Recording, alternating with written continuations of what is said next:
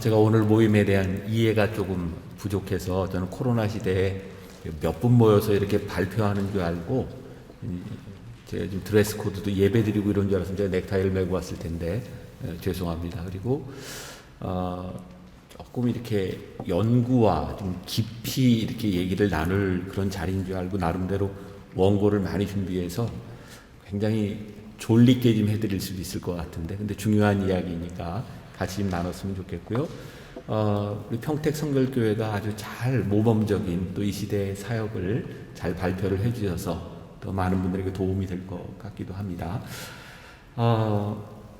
제가 지금 발표하는 것은 이미 이제 출판사로 이제 원고가 넘어가서 한 몇 주 후에는 이제 출판이 될 책의 한 챕터 부분이고요. 이 부분과 더불어서 실제 교회에서 어떻게 온라인 사역이 되는가는 부서별로 이렇게 전부 나와 있습니다. 오늘 제가 다 이야기를 하면 책을 안 사볼까봐 이야기를 듣고 관심 있는 분들은 이제 다음 달에 나오는 책을 보시면 교회에서 또 도움이 되지 않을까 싶습니다. 저희 교회 그 행정실로 한 교회에서 전화가 왔다 그래요. 저 들은 이야기입니다. 2020년 3월 1년 1개월 전입니다. 코로나 곧 끝나겠죠. 방송에서도 빠르면 5월, 늦어도 여름이 지나면 끝난다고 했으니까 코로나 기간 만나교회는 지금 무엇 하고 계세요? 그리고 2020년 5월에 또 이렇게 전화가 왔답니다. 같은 분이. 코로나 언제 끝날까요? 뭔가를 하긴 해야 하는데 막막하네요. 준비도 안 되어 있고 뭘 해야 할 줄도 모르고 지난번에 하신다고 했던 거 잘 돼 가세요? 20년 가을에 또 같은 사람이 전화가 왔답니다. 끝나긴 하겠죠. 끝나면 예전으로 돌아가겠죠. 그런데 만나기에는 코로나 기간에 했던 것들을 코로나가 끝난 다음에도 계속 하실 건가요? 2020년 연말에 또 자조 섞인 목소리로 이렇게 전화가 왔답니다. 그런데 예전으로 돌아갈 수 있을까요? 이게 남의 얘기가 아니라 지금 우리들의 이야기고 우리들과 고민을 해야 되는 그런 부분의 이야기이기도 합니다. 저희 교회는 조금 특수하게 코로나가 와서 저희 교회에 크게 변화된 것이 없습니다. 저희는 이미 이제 온라인 사역을 시작하고 있었기 때문에 조금 강화된 측면이 있지만 교회에 큰 변화가 있었던 건 아니에요. 제일 많이 하는 이야기가 이제 온라인이라고 하는 말과 오프라인 사이에서 지난해에 많은 그런 세미나 그런 그 이야기들이 많이 있었죠. 그런데 제가 오늘 여러분들과 하려고 하는 이야기는 이제 온라인, 오프라인이 중요한 것이 아니라 온라인으로 교회가 좀 바뀌어야 되겠다라는 것을 여러분들과 좀 나눠보려고 합니다. 여러분 교재를 쭉 보시면서 따라가셔도 좋을 것 같아요. 첫 페이지에 보면 예상치 못한 변화, 당겨진 변화 이렇게 되어 있는데 거기 한 패러그램 밑으로 내려오면 미국에서 가장 영향력 있는 교회 중에 하나인 세들백 교회의 릭 워렌 목사, 라이프 교회 크레이그 그로실 목사, 엘리베이션 교회 스티븐 퍼틱 목사는 그들의 설교에서 모두 동일하게 우리가 생각하는 교회의 모습으로 돌아가기보다는 코로나 사태 이후의 교회의 새로운 모습으로 들어가게 될 것이다 라고 말한다. 자, 이 부분은 이제 우리가 굉장히 깊이 생각해야 될 부분인데요. 제 개인적인 예측입니다. 절대로 코로나 이전으로는 돌아가지 못합니다. 그렇기 때문에 제가 이제 목회자로서 이제 한국 교회가 우리 모두가 준비해야 될 부분들이 뭐냐면 코로나 이전으로 절대로 돌아가지 않는다면 코로나 이후 교회는 어떻게 될 것이냐를 깊이 고민하지 않으면 안 되는 시점에 와 있다. 큰 교회일수록 그런 경우가 많은 것 같아요. 또 전통적인 교회일수록 그런 것 같아요. 이 코로나가 굉장히 큰 스트레스를 줬습니다. 이런 얘기들을 많이 했어요. 이 코로나만 지나가면 내가 다시는 온라인 안 한다. 뭐 이런 이야기들. 그런데 우리의 상황은 이제 예측할 수 있는 방향으로 많이 가고 있다는 거죠. 거기 보면 이제 미국의 공신력 있는 교회 연구소인 라이프웨이 리서치의 책임을 맡고 있는 톰 라이너는 코로나19 속 나타날 교회 사역의 변화에 대해 9가지로 정리한 바 있다. 그 내용은 다음과 같다. 첫째는 사역의 단순함. 목회자들에게는 굉장히 중요한 얘기입니다. 둘째는 교회 밖에 대한 관심 증가, 셋째는 예배 인원의 감소, 넷째는 지교회 확대, 다섯째는 디지털 사용 능력에 대한 수요 증가, 여섯째는 가난한 교인에게 더 많은 초점을 맞추게 될 것, 일곱째는 온라인 예배에 집중하게 될 것, 여덟째는 사역자들의 목회 훈련에 새로운 콘텐츠를 만드는 훈련이 추가될 것, 아홉째는 목회자들이 더 이상 등 뒤에서 뒷짐지고 있지 못하고 좀 더 평등한 상황에서 함께 사역을 감당하게 될 것이라는 예측이다. 이 코로나는 교회 정체성을 막 완전히 흔들어줬죠. 우리가 교회 하면 이렇게 모이는 거 생각을 했었는데 코로나는 우리들에게 완전히 다른 교회를 이야기하고 있습니다. 맨 밑으로 내려가서 밑에서 하나 둘 셋째 줄, 코로나19가 종식된다 해도 사회적 시스템이나 신앙적 환경이 절대로 이전으로 돌아가지는 못할 것이다. 다만 이러한 변화는 코로나로 인해 단지 앞당겨졌을 뿐이지 결코 새롭거나 오지 않을 상황이 찾아오는 것은 아니다. 저는 요즘 부쩍 그런 생각을 합니다. 코로나는 우리들에게 변화를 조금 앞당겨졌을 뿐이다. 이런 부분들을 우리가 조금 더 인식을 하게 될 것 같고요. 다음 페이지로 넘어갑니다. 자, 첫 비대면 예배를 드리던 때 한국 교계는 온라인 예배 혹은 오프라인 예배를 주장하는 사람들 간의 논쟁과 갈등이 심각했다. 그러나 이전과는 전혀 다른 목회적 환경 속에서 온라인이냐 아니면 오프라인이냐를 주장하는 것은 무의미하다. 이제 전혀 새로운 교회, 전혀 새로운 목회적 시도인 온라인을 생각하며 다가오는 시대를 맞이해야 한다. 교회 전반에 걸쳐 온라인에 대한 요구는 코로나 이전보다 훨씬 많아질 것이다. 하지만 여기가 제일 중요한 부분입니다. 오프라인을 기반으로 하지 않는 온라인은 허상에 불과하다는 것을 기억해야 한다. 온라인이라 함은 오프라인을 기반으로 한 온라인 사역을 가능케 하는 사역을 의미한다. 온라인은 오프라인 교회가 없다면 존재하지 않습니다. 그러니까 온라인으로 간다고 하는 것은 온라인과 오프라인 두 개가 다 어떻게 건강하게 갈 것이냐에 대한 부분이죠. 제가 이제 자주 쓰는 예 중에 하나인데, 자, 이제 코로나가 지나가면 우리는 온라인에도 관심을 줘야 될까요? 오프라인에 관심을 더 줘야 될까요? 이렇게 이분법적으로 우리가 균형을 맞추는 것은 불가능하다.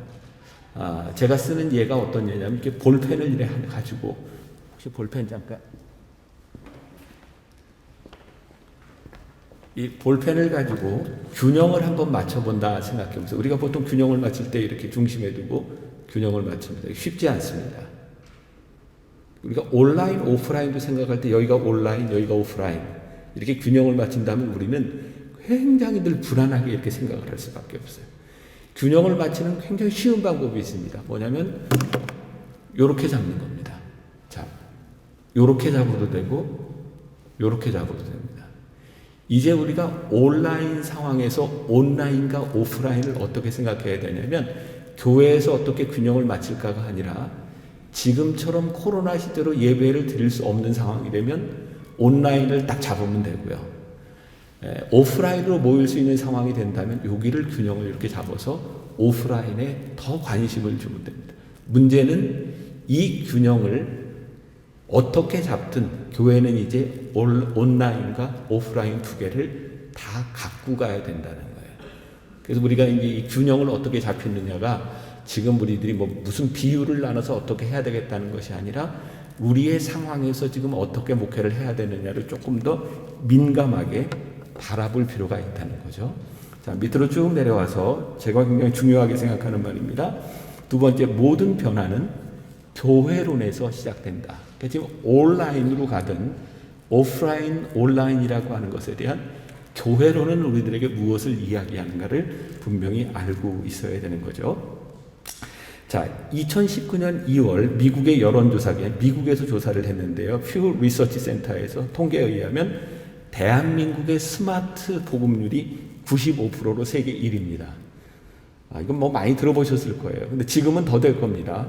그러니까 여기 계신 분들도 연세가 많은 분들이 상당히 계시고 교회 목회자들이 야, 이거 온라인 참 힘들다. 이거 교인들이 따라올 수 있을까라고 생각하지만 우리나라의 현실이 95%가 이미 스마트폰을 가지고 있는 세대라는 거예요. 그리고 2018년, 이것도 지금은 훨씬 더 많아졌으리라고 생각하는데, 언론 수용자 의식조사에 의하면 한국인이 하루 평균 인터넷 혹은 PC, 모바일의 메신저를 이용하는 시간이 161.8분입니다. 그 다음 정으로 넘어가 보세요. 한국인 100명 중 95명은 스마트폰을 소유하고 있고 평균 2시간 42분 정도를 온라인상에서 보내고 있다. 교회가 목회해야 되는 대상, 교회가 목회해야 되는 영역이 어떻게 변해가고 있는지는 사실 코로나19가 아니었어도 이것은 계속 진행되고 있는 상황이었고, 다시 말하면 목회자들과 교회가 지금 변화되고 있는 상황을 코로나19가 아니었다면 이렇게 심각하게 보지 못했을 것이다. 그래서 저는 이런 표현을 써요. 코로나가 한국교회에 큰 축복을 줬다. 그것은 이 변화되는 세상을 교회가 어떻게 대처해야 될지를 알 수 있는 기회를 코로나가 교회에 가져다 줬다.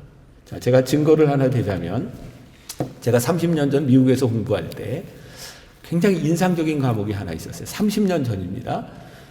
제가 시카고에서 이제 유학을 했는데, 이게 밥 주엣이라고 하는 신학 교수가 한 과목을 오픈을 했는데, 그 과목 제목이 뭐였냐면 현대 영화 속에 나타난 바울 사상이었어요. 굉장히 흥미롭게 그 과목을 수강을 했는데, 그 과목에서는 그 밥 주엣이라고 하는 교수가 미국에 나와 있는, 예를 들면 뭐 스타워즈, 뭐 투시, 뭐 이런 영화를 가지고 설교를 하는 거였어요. 30년 전에. 그러면서 그분이 어떤 전제를 달았냐면, 만약에 사도 바울이 오늘날 살아있다면 어떻게 선교할까? 30년 전에 미국에는 1년에 비디오 테이프가 2억 개가량이 팔렸습니다. 지금은 비디오 테이프가 이미 존재하지 않죠. 아무도 보지 않습니다. 30년 전 미국은 2억 개의 비디오 테이프가 매년 팔리고 있는 상황이었어요. 밥 주엣이라는 사람이 오늘날 사도 바울이 살아있다면 어떤 도구를 활용해서 선교할 것인가? 사도 바울은 한 사람이라도 더 얻기 위해서 영화와 비디오 테이프를 매개로 선교했을 것이다. 사도 바울이 그 당시에 비디오 테이프나 영화를 사용하지 않은 것은 그 당시에 존재하지 않았을 뿐이죠. 자, 그러면 사도 바울이 오늘날 이 자리에 있다면 어떻게 선교할 건가? 굉장히 자명하지 않습니까?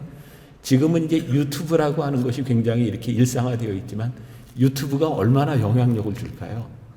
이 유튜브라고 하는 플랫폼도 아마 얼마 지나지 않으면 어떻게 바뀔지 아무도 예측할 수 없어요. 근데 그동안 교회는 이런 부분들에 대해서, 선교적인 부분들에 대해서 별로 생각하지 않았다는 거죠. 자, 중간으로 옵니다. 교회 중심적인 교회가 아니라 선교 중심적인 교회를 추구하다 보니 자연스럽게 건물에 한정된 교회를 넘어서게 된 것이다. 교회를 어떻게 정의하느냐에 따라 교회에서 우리가 하는 모든 활동, 즉 목회적 영역과 신앙적 패턴이 변화되기 때문이다. 자, 이건 이제 교회론에서 오는 건데요. 교회가 꼭 필요한가요? 우리가 생각하는 교회, 우리가 에클레시아, 회중들의 모임이라고 생각한다면 교회는 꼭 존재해야 되는 거죠. 근데 우리들 많이 들어보셨죠? 교회라고 하는 개념이 이제 중세 시대로 오면서 독일어의 키르케, church, 건물적인 개념으로 바뀐 거예요. 성경에 이야기하는 교회는 회중들의 모임인데 그 회중들이 모이는 건물이 교회가 됐던 거죠. 그런데 우리는 교회를 본래적인 교회가 아니라 자꾸 건물을 생각하니까 이 코로나는 우리들에게 굉장히 본질적인 물음을 다시 묻게 한 거예요. 교회가 뭐냐? 그러니까 우리들이 지금 예배를 드리면서 대면이냐 비대면이냐 생각하는 것도 다 건물적인 교회에서 일어나는 것들을 우리들이 지금 생각하고 있는 거죠. 그래서 이 코로나는 우리들에게 굉장히 본질적인 교회의 모습들을 우리들에게 보게 했고요. 자, 거기 조금 내려와서 거기부터 읽을까요? 그런 이유로 만나교회는 창립 기념일 때마다 교회론에 집중해 설교하고 교인들을 가르쳐 왔다. 교회론은 우리에게 분명하게 말한다. 우리 교회가 어떤 교회가 되어야 할지, 하나님이 우리 교회를 통해 무엇을 이루시기를 원하시는지 이 시대에 우리 교회가 왜 존재해야 하는지를 스스로에게 계속 묻도록 한다. 제가 이런 얘기를 하면 반감을 가질 분들이 굉장히 많습니다. 왜냐하면 저희 만나교회가 건물이 꽤 큰 교회이기 때문입니다. 근데 저는 만나교회 담임 목사가 돼서부터 제일 고민했던 게 사실은 교회를 떠나는 일이었어요.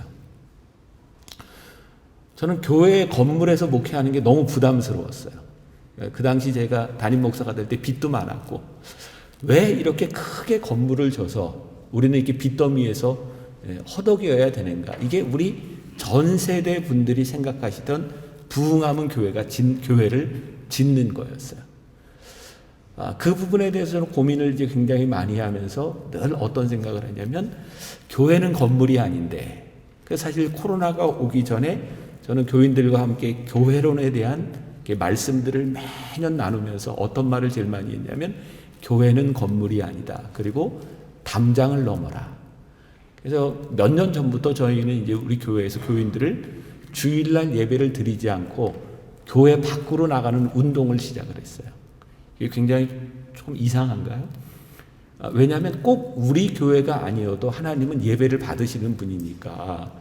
저희 교회도 이런 일들이 일어나게 된 게 사실 제가 뭐 특별한 어떤 좋은 생각을 가져서라기보다는 저희 교회도 건물이 포화 상태에 이르기 시작했어요. 교인들이 예배를 다 드릴 수 없는 거예요. 그때 이제 제가 깨닫게 된 건, 또 건물을 늘리고 교회가 빚에 허덕이는 것이 아니라 이 건물을 우리가 가지고 있으니 이 건물로 족하고 이 사람들을 다 밖으로 내보내야 되겠다. 그래서 토요 예배를 드리고 주일날 다른 교회에 가서 예배 드리는 운동을 시작을 했어요. 그게 이제 벌써 4년 전이네요. 저희는 인 앤 아웃 해서 저희 주변 교회 100개 교회 리스트를 다 뽑아주고 교인들한테 주일날 다 그쪽 교회로 가서 헌금도 거기서 하고 거기서 예배드리고 흩어지라. 근데 이게 제가 별로 좋은 사람이 아닌 건 처음부터 그런 운동을 했으면 제가 꽤 괜찮은 목사인데 저희 교회 공간 부족 때문에 생각하게 된 게 교회는 건물이 아니다라는 거였어요. 어쨌든 4년 전에 그렇게 교인들을 이렇게 내보낼 수 있었던 것 중에 하나는 바로 교회론이었어요. 교회는 건물이 아니다. 요 온라인 시대를 우리들이 바라보는 것도 굉장히 중요한 것은 우리들이 교회를 어떻게 보느냐는 교회론에서부터 시작되는 거고요. 이 교회론에 대한 얘기를 제가 다 하지 못하니까 제가 2017년도에 책을 하나 썼습니다. 치열한 도전이라고. 여기서 못다한 얘기는 책을 사서 보세요. 반응이 전혀 없으시네요.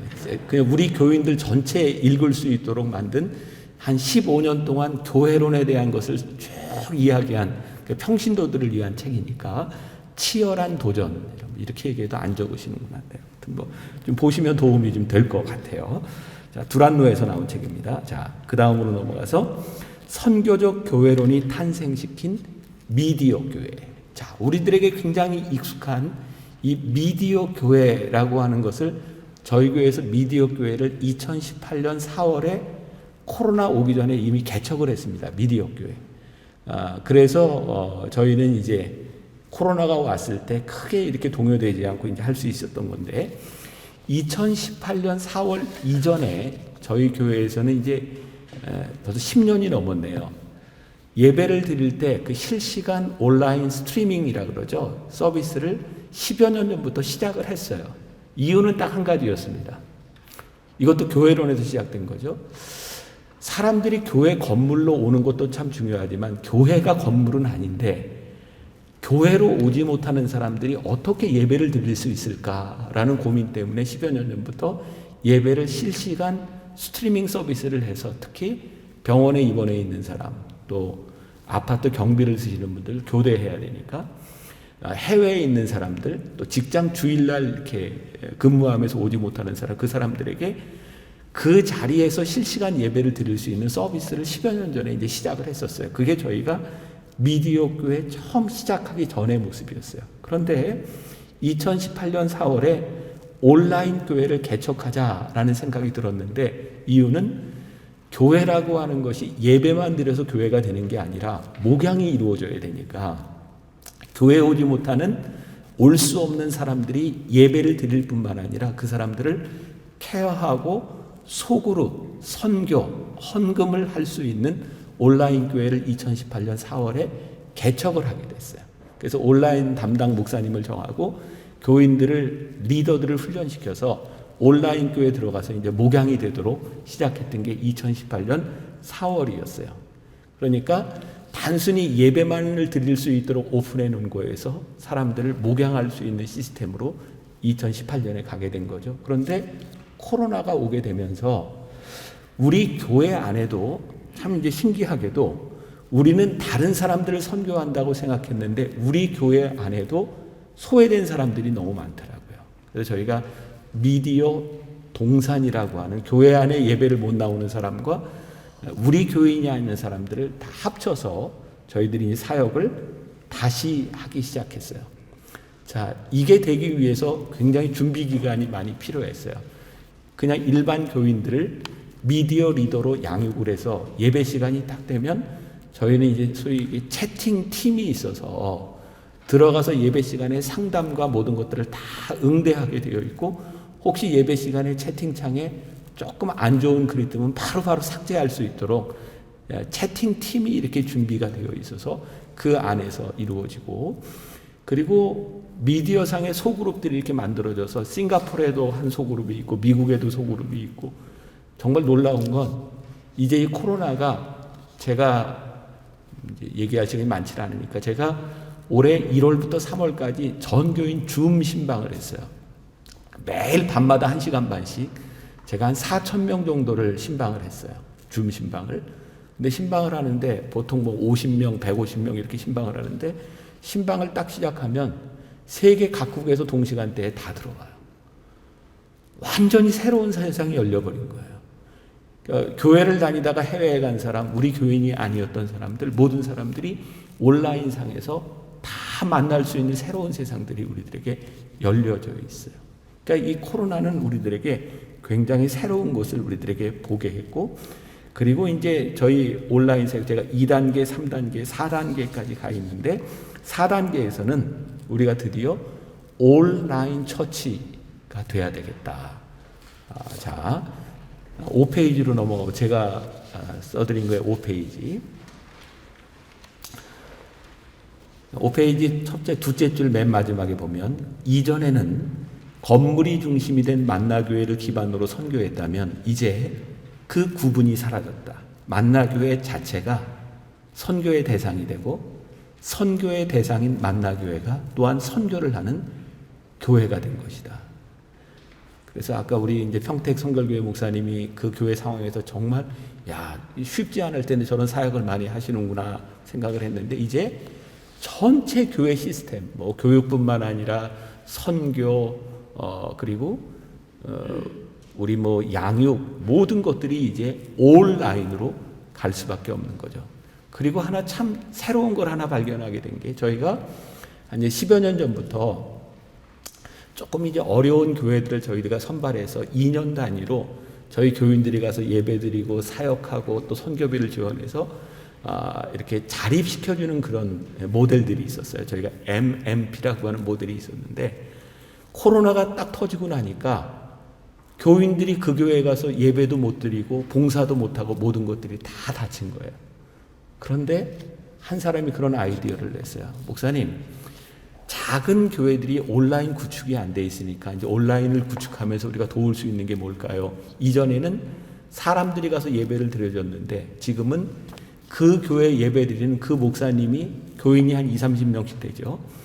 예배 드릴 때 거기 유튜브에 우리 교인들이 들어가 주는 거예요. 저희 지금 목표가 한 교회당 구독자 1,000명씩을 늘려주자는 게 목표예요.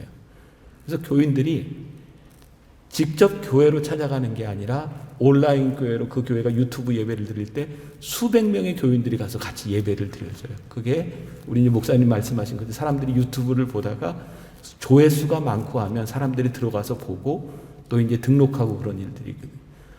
그러니까 이전은 우리들이 선교를 하는데 그 지역에 가야 된다고 생각을 했었는데 이제 선교도 온라인으로 선교할 수 있는 길들이 다 열려지는 거죠.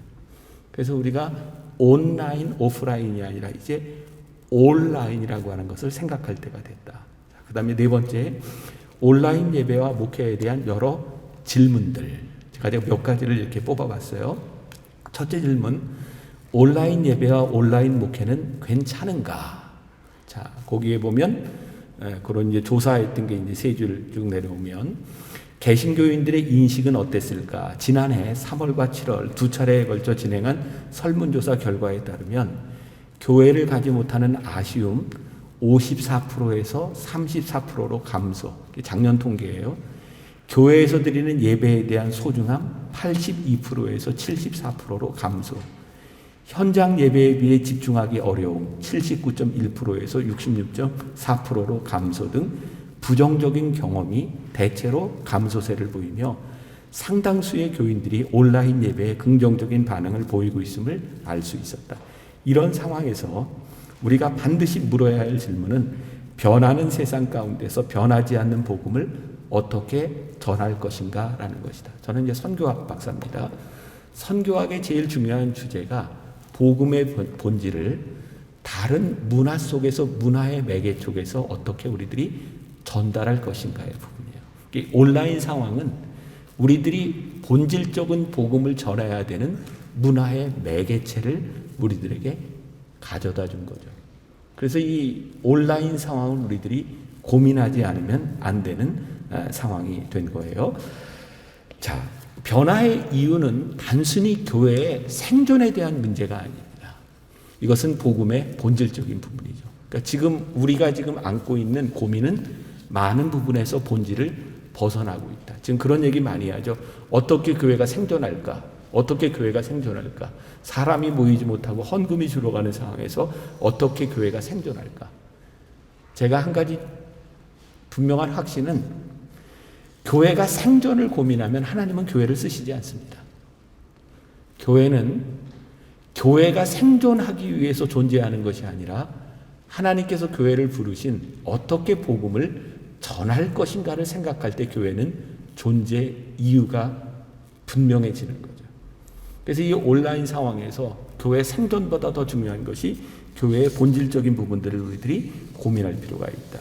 자, 그 다음 6페이지로 가서요. 두 번째 패러그래프에, 처음에는 영상으로 예배하는 것이 불가피한 상황이었지만 지금은 예배를 드리는 하나의 표준이 되어가고 있다. 출애굽기 3장에서 하나님은 모세를 부르시며 내가 선 곳은 거룩한 땅이니 내 발에서 신을 벗으라고 말씀하셨다. 이제 우리가 서 있는 곳에 하나님이 임하시면 그것은 곧 거룩한 장소가 된다는 것을 의미한다. 시간이 다 돼서 제가 그 밑에 보면 성경 구절을 하나 모아드렸어요. 요한복음 4장, 우리가 잘 아는 신령과 진정으로 예배하라. 제가 참 재밌다고 생각하는 게, 20년 전에 제가 책을 하나 썼는데 그게 열린 예배, 현대 예배라는 책이었어요. 이 책이 굉장히 논쟁이 돼서 제가 막 생방송 막 토론회도 하고, 여기 이제 합동 측 장로교 목사님도 계실 거예요.